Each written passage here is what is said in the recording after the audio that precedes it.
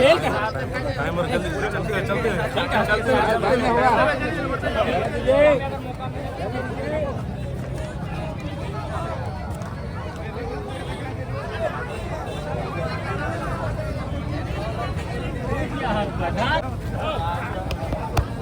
और ये देख सकते हैं नामांकन के लिए यहाँ पे पहुँच चुके हैं अनुमंडल कार्यालय। दोस्तों आज वीडियो थोड़ा अपलोडेड नहीं ले रहा है, इसलिए कुछ वीडियो हम लोग डाल नहीं पा रहे हैं, लेकिन तमाम जो वीडियोज क्लिप है हम चाहते हैं कि आप लोग लेट से ही देखें, लेकिन आपको हम दिखाएंगे कि क्या कुछ आज हो रहा है।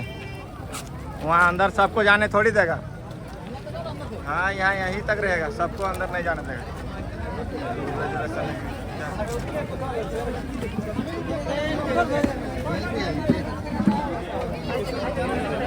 और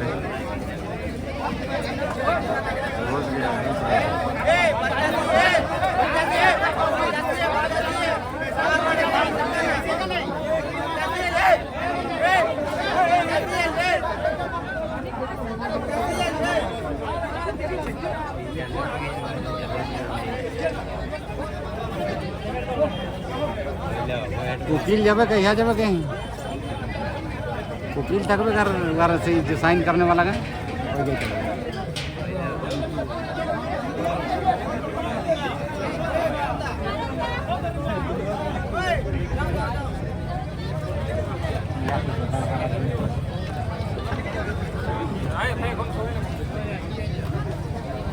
आदरणीय माननीय पूजनीय हम सबके दुलारे हैं जी, खाली हाथ बिहार से लौट गए। देखिए हमारे एक जनसभा में हमारे पार्टी के सुप्रीमो टाइगर जयराम महतो जो डुमरी विधानसभा से विधायक वर्तमान में विधायक है, उन्होंने डंके के चोट में बोला था कि बिहार के पार्टियों को हम लोग यहाँ पे थाली भर भर के सीट दे रहे हैं। आपका पार्टी को यदि बिहार विधानसभा में 2 सीट भी मिल जाएगा तो हम पार्टी से राजनीति से संन्यास लेंगे। ऐसा हो गया। अच्छा देखिए आज यहाँ पे आरजेडी कोटे से मंत्री है जी, ठीक है, उनका बेटा बिहार में भी राजनीति में किस्मत चमका रहा, भाई किस्मत बिहार में चमका रहा। ऐसे पार्टियों को यहाँ पे शरण दिया जा रहा है और झारखंड के संसाधन को लूटने के लिए अवसर ये हेमंत सरकार की तरफ से दिया जा रहा है। बिहार के पार्टी को यहाँ पे संरक्षण दिया जा रहा है।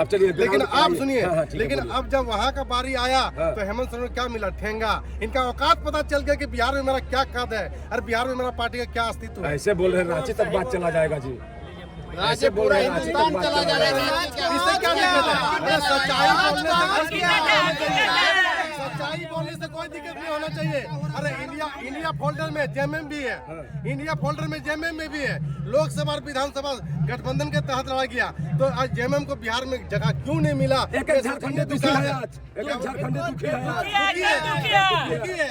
अरे अगर ज्यादा कुछ नहीं होता तो झारखंड से सटा हुआ इलाका के विधानसभा झारखंड मुक्ति मोर्चा के कांग्रेस को झारखंड में बहुत बड़ा औकात है, संगठन नहीं बचा है। आज कांग्रेस का सीट यहाँ पे मिलता है तो जेएमएम का देन है, आरजेडी को अगर सीट मिला है तो जेएमएम का देन है। लेकिन इतना कुछ बड़ा दिल रखते हुए हेमंत सरकार को, हेमंत भाई को आज बिहार सरकार के लोगों ने, बिहार के दल बदलू राजनीतिक वालों ने इनको ठेंगा दिखाने काम किया।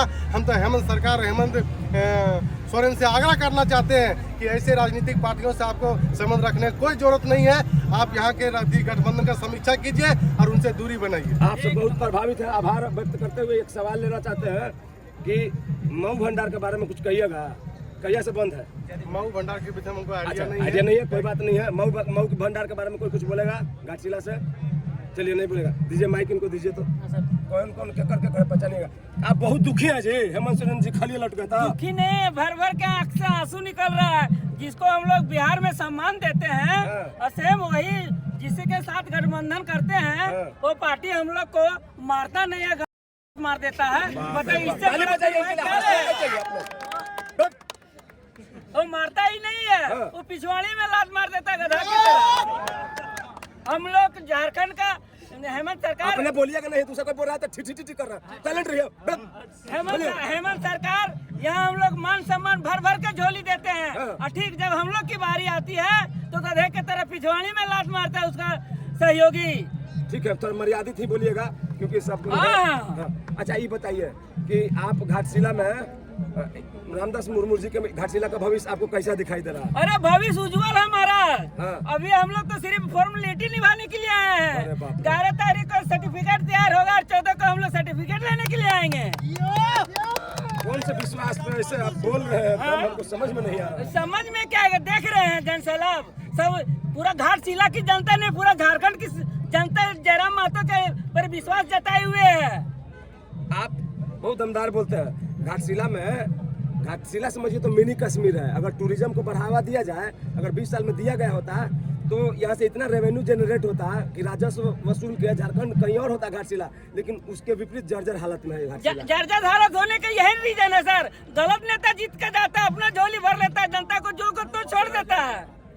तो पैसा वाला से टकरा जाइएगा आप। टकराएंगे नहीं, जिगर तोड़े है। जिगरा वाला हम लोग नेता को चुन के भेजते हैं विधानसभा में। अभी गणित में से एक समीकरण चलता है 1-1-2 और जेएलके में समीकरण चलता है 1-1-11। जैसे हम लोग 11 जाएंगे ना, 2 जाएंगे ना, तो विधानसभा में 11 का काम करेंगे महाराज। 15 को मुख्यमंत्री हीरो आएगा, रंगारंग कार्यक्रम होगा, कैसे झेल पाइएगा?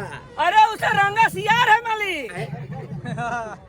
लोग मंत्री थोड़े हैं। एक 29 साल का 2 साल का राजनीतिक के पीछे आप लोग नहीं बचा रहे इनके लिए, गलत बात है। 3 साल की राजनीतिक में इंडिया को तो धूल चटाने का काम कर दिया है। इन लोग को समझ में नहीं आ रहा कि कौन सा पैतरा चले। रोड पर जगह नहीं है, आप लोग कैसे चल के आए जी? सबका किसी का क्या कीजिए? इसलिए मैं देखिए आई एम वेरी जीनियस। मैं हाफ पैंट क्यों पहना हूँ कि मैं गर्मी से भी बचूंगा। कोई मेरे पर चढ़ेगा तो मेरा बूशर्ट पैंट गंदा नहीं होगा। ताली मेरे लिए बजाइएगा। सवाल किया जाए बढ़िया। अब ये बताइए कि रामदास मुर्मू जी के शब्दों के हिसाब से और आपके ज्ञान के हिसाब से कौन ऐसा 3 मुख्य कार्य है जो घाटशिला में जल्दी से होना चाहिए?